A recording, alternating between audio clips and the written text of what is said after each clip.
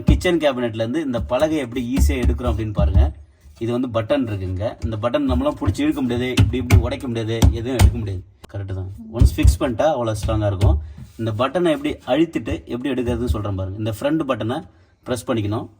இதை ப்ரெஸ் பண்ணிட்டு இதை லைட்டாக அந்த பழைய மேலே தூக்கிட்டு அதேமாரி பேக் பட்டனை ப்ரெஸ் பண்ணணும். ப்ரெஸ் பண்ணிட்டு பழைய லைட்டாக எடுத்தால் வந்துடும், ஈஸியாக வந்துடும். லைட்டாக வந்துச்சா?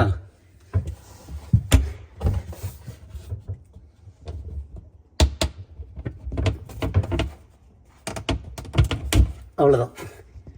2 பட்டனை ப்ரெஸ் பண்ணிச்சு. 2 பட்டனை ப்ரெஸ் பண்ணிட்டு சிம்பிளாக எடுத்தாச்சு பாருங்கள். அவ்வளோதான். பாருங்கள், இப்போ மேலே இருந்தது எடுத்துட்டோம். மேலே இந்த பழம் மாரி இருந்தது எடுத்தாச்சு. எடுத்துகிட்டு புல் அவுட் ட்ராஷ் கேன் வந்து இப்போ வந்து செட் பண்ணுறோம், நம்ம இன்ஸ்டால் பண்ணுறோம். ஓகே, இந்த புல் அவுட் ட்ராஷ் கேனை வந்து வைக்கிறதுக்காக இங்கே பாருங்கள் பாட்டம் ஸ்டாண்ட் இது. இந்த ஸ்டாண்டை வந்து உள்ளே வந்து ஃபிக்ஸ் பண்ணணும். உள்ளே வந்து புஷ் பண்ணிட்டு நம்ம அப்படியே ஸ்க்ரூ வச்சு அடிச்சிட வேண்டியதான். புல் அவுட் ட்ராஷ் கேன் கம்ப்ளீட்டாக ஃபிக்ஸ் பண்ணிச்சு பாருங்கள். ஸோ பிளாக்கில் இருக்கிறது ட்ராஷ் கேன், ப்ளூவில் இருக்கிறது ரீசைக்கிள் பின். கண்டிப்பாக இந்த வீடியோ உங்களுக்கு பிடிச்சிருக்குன்னு நினைக்கிறேன். பிடிச்சிருந்தா லைக் பண்ணுங்கள், ஷேர் பண்ணுங்கள், சப்ஸ்கிரைப் பண்ணிக்கோங்க.